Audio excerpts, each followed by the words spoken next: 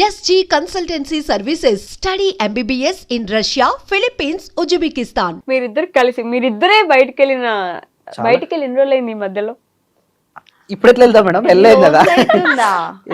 ఎన్ని రోజులు ఎన్ని ఇయర్స్ అవుతుంది ఇద్దరం ఇప్పుడు వెళ్ళలేం కదా మేడం.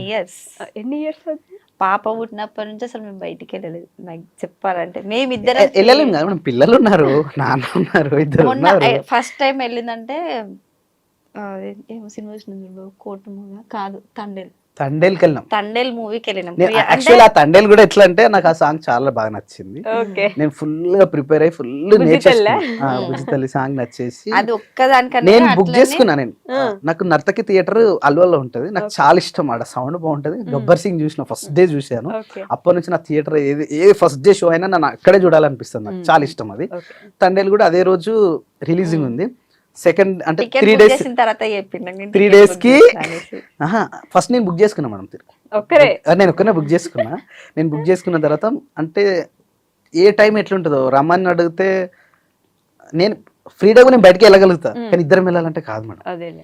సో నేనైతే వెళ్ళగలుగుతా, ఆమె వచ్చినా రాకుండా నేను పోదామని చెప్పేసి నేను బుక్ చేసేసుకుని అయిపోయింది.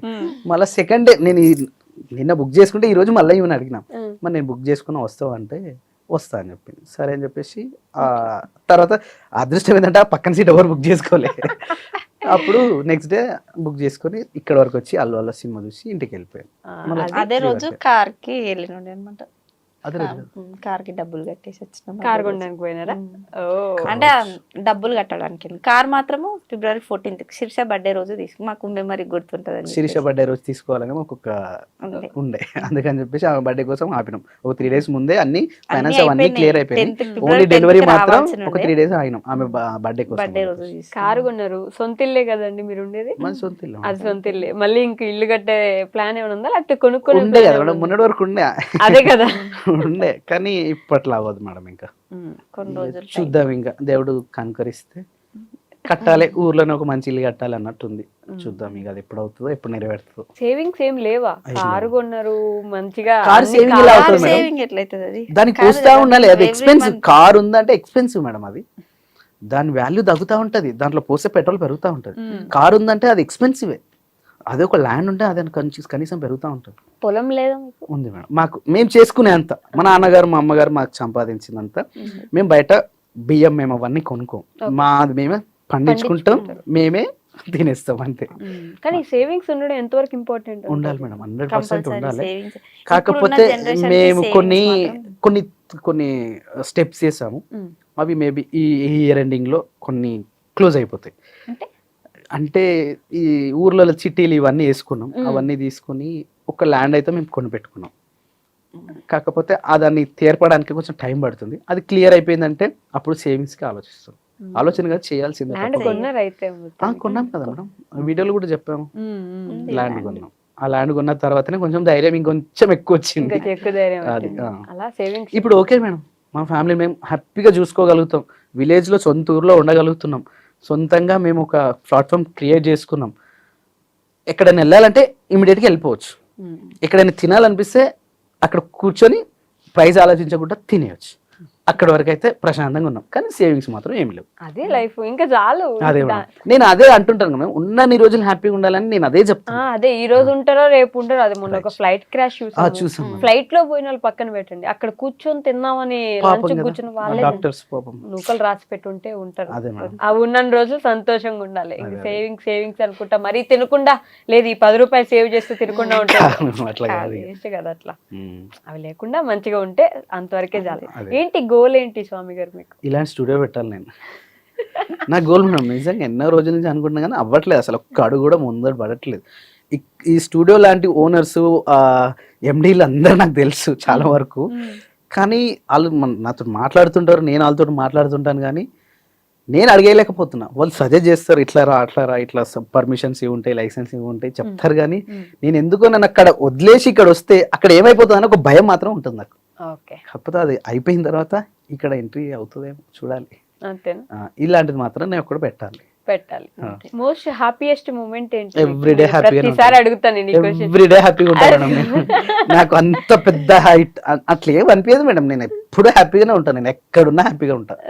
నాకు ఎక్కడైనా నాకు ఆ ప్లేస్ లో హ్యాపీగా లేను, నాకు ఏదైనా గిల్టీగా ఫీల్ అవుతుందంటే అర నిమిషం కూడా నేను అక్కడ ఉండా. అది ఎంత పెద్ద ప్లేస్ కానీ ఎంత కాస్ట్లీ ప్లేస్ అయినా సరే నేను అక్కడ ఉండా. ఇంకా నేను ఎక్కడున్నా హ్యాపీగా ఉండాలి, ఎనర్జీ ఉండాలి, సంతోషంగా నన్ను తిట్టినా సరే వీడు నన్ను తిడతాడు, పక్కన పోయి నవ్వుతాడు. అంటే హ్యాపీగా ఉండాలి, నేను హ్యాపీగా ఉండాలి అని ఇంకా నేనే ఆయన తిట్టిండు అని చెప్పేసి కొంచెం అలగడం అలాంటివి నేను చేస్తే కానీ ఆయన అట్లా కూడా ఉన్నాడు. తిడతాడు సపరేట్ కనీసం సారీ చెప్పారా? బుజ్జిగిచ్చిరా వచ్చి? అమ్మా అంత పెద్ద ఇప్పుడు ఒక్కసారి బుజ్జగించామనుకో నెక్స్ట్ గొడవలు అనేది కామన్ ఫ్యామిలీలో, నెక్స్ట్ టైం ఎక్స్పెక్ట్ చేస్తారు. కానీ సో అట్లా జరుగుతూనే ఉంటది. ఇది ఈ పాయింట్ అయితే కరెక్ట్. అవును. ఒక్కసారి తను అంటే వాళ్ళు కావాలని మనం తిట్టరు, మనం చేసిన తప్పుని బట్టే వాళ్ళు తిడతారు. ఆయన తిట్టిందని చెప్పేసి నేను అలిగి అన్నం తినకుంటుంటే అది మనకే లాస్.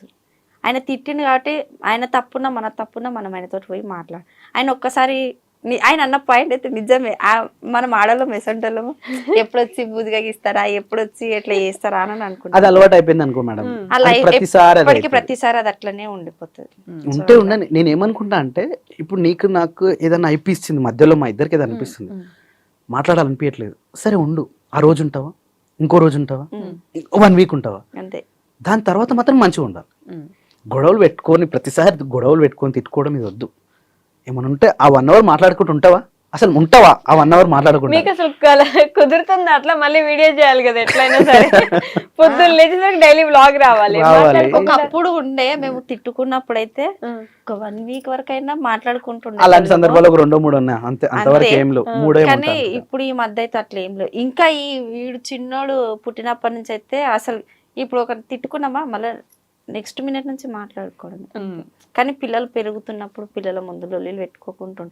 వాళ్ళకి కూడా అనిపిస్తుంది కదా ఎప్పుడు మా మమ్మీ మా డాడీ లొల్లీలు పెట్టుకుంటూనే ఉంటారు, వాళ్ళ లైఫ్ ఎప్పుడు ఇట్లానే ఉంటారు. ఎప్పుడన్నా ఈయన కొంచెం సీరియస్ గా మాట్లాడినాక పాప అడుగుతుంది, ఎందుకు డాడీ మమ్మీ మీద అంత సీరియస్ గా మాట్లాడినావు అని. అట్లా పిల్లలకి మనమే నేర్పియొద్దు. అట్లా ఎన్ని ఉంటాయి మేడం అసలు ఉమ్మడి ఫ్యామిలీలో, చాలా ఉంటాయి. ఒక్క మాట మాట్లాడాలన్నా ఆలోచించాలి. ఏదైతే మనం అన్నామో చాలా వస్తాయి. మనం అన్న తర్వాత దాన్ని అంటే రివర్స్ తీసుకోలేము, కానీ గుర్తుండిపోతాయి. ఇవన్నీ మనసులో ఉంటే అన్ని బాధలు ఉంటాయి.